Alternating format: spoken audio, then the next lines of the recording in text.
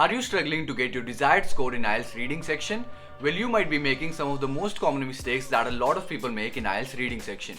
And in this video guys, I am going to tell you what these mistakes are and what can you do so that you don't make these mistakes. So without wasting any more time, let's begin.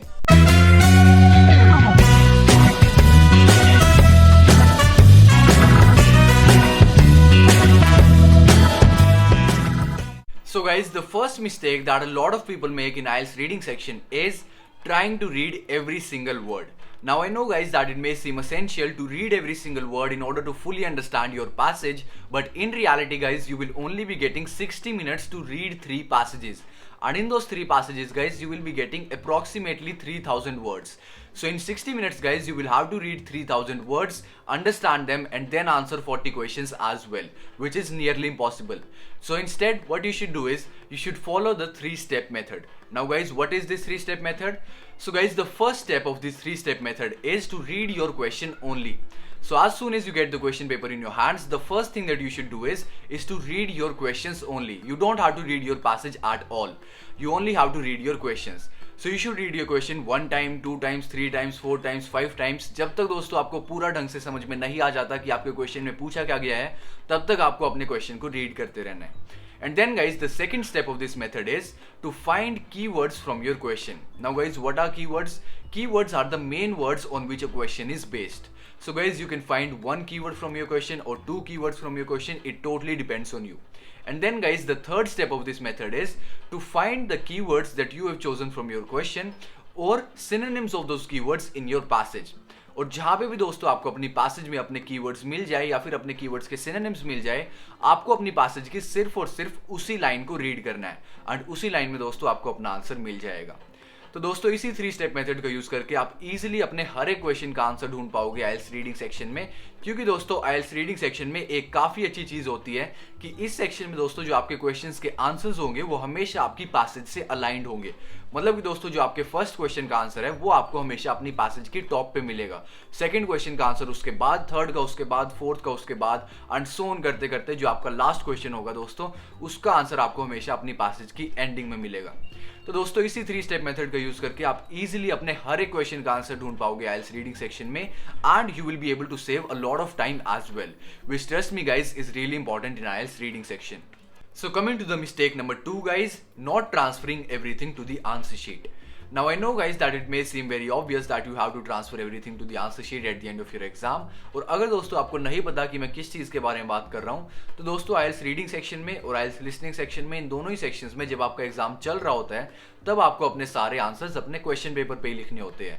मतलब कि दोस्तों चाहे आपके answer में कोई option है A, B, C या D या फिर आपके आंसर में कोई वर्ड भी है, वो सब कुछ आपको अपने क्वेश्चन पेपर पे लिखना होगा. और जब दोस्तों आपका वो सेक्शन खत्म हो जाएगा, उसके बाद आपको कुछ टाइम दिया जाता है अपने सारे आंसर्स को आंसर शीट पर ट्रांसफर करने के लिए. और दोस्तों उस टाइम के दौरान बहुत सारे लोगों के साथ क्या होता है, एग्जाम हॉल के स्ट्रेस की वजह से और टेंशन की वजह से वो अपने 2 से 3 आंसर्स अपनी आंसर शीट पे ट्रांसफर करना भूल जाते हैं. या फिर कई लोगों के साथ क्या होता है, वो अपने 7th क्वेश्चन का आंसर 8th में लिख देते हैं, फिर उनका 8th का 9th में हो जाता है, फिर 9th का 10th में. इसी तरीके से उनके बहुत सारे आंसर्स गलत हो जाते हैं. और अगर दोस्तों मान लीजिए कि आपके साथ ऐसा हो जाता है और आपको रियलाइज भी हो जाता है कि आपसे मिस्टेक हो गई है, तो भी दोस्तों आपको अपनी उस मिस्टेक को ठीक करने का टाइम नहीं मिलेगा. क्योंकि दोस्तों आइल्स रीडिंग सेक्शन में आपको इतना टाइम नहीं मिलता अपने आंसर्स को आंसर शीट पर ट्रांसफर करने के लिए कि आप अपने आंसर्स को एक बार गलत भी ट्रांसफर कर दो, फिर उसको रियलाइज भी कर लो, फिर उसको करेक्ट भी कर लो. और अगर दोस्तों मान लीजिए कि इन्विजिलेटर आपके पास आ जाता है आपकी आंसर शीट कलेक्ट करने के लिए और आप उस टाइम इन्विजिलेटर को अपनी आंसर शीट नहीं देते, क्योंकि मान लीजिए आपके 3 या 4 या 5 क्वेश्चन बचे हुए अभी अपनी आंसर शीट पर ट्रांसफर करना, तब दोस्तों इन्विजिलेटर आपको कुछ भी नहीं कहेगा, वो आपके पीछे वाले कैंडिडेट पे चला जाएगा उसकी आंसर शीट कलेक्ट करने के लिए. और जब दोस्तों वो इन्विजिलेटर आपके पूरे एग्जाम हॉल में से सारे कैंडिडेट्स की आंसर शीट कलेक्ट कर चुका होगा, तब भी दोस्तों वो आपके पास नहीं आएगा आपकी आंसर शीट कलेक्ट करने के लिए. और अगर आप जाओगे उस इन्विजिलेटर के पास अपनी आंसर शीट देने के लिए, तो भी दोस्तों वो उसको एक्सेप्ट नहीं करेगा, वो आपको सिंपली कह देगा कि आपका एग्जाम कैंसिल कर दिया गया है. और दोस्तों ये सिर्फ एक कहने की बात नहीं है, ये सच में भी आइल्स के इन्विजिलेटर कर देते हैं. ये दोस्तों मेरे ही एग्जाम हॉल में, मैंने जिस एग्जाम हॉल में अपना एग्जाम दिया था, उसी एग्जाम हॉल में दोस्तों एक कैंडिडेट बैठा था जिसके साथ ऐसा हो गया था.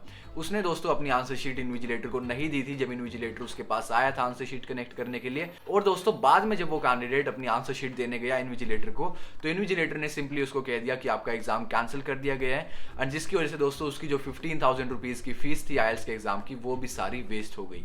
तो इसलिए इसलिए मेक श्योर कि जब आप अपने आंसर्स अपनी आंसर शीट पे ट्रांसफर करो तब आप बहुत ज्यादा ध्यान रखो कि आपको कोई भी आंसर छूट तो नहीं गया या फिर कोई भी आपका आंसर ऊपर नीचे तो नहीं हो गया। The next mistake is don't assume anything.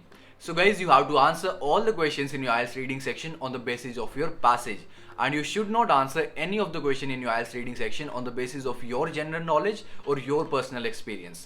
So for example guys, let's assume that a question in your IELTS reading section says smoking is dangerous and leads to cancer. Is this true, false or not given? And let's assume that your passage says no research showed evidence that smoking is dangerous and leads to cancer.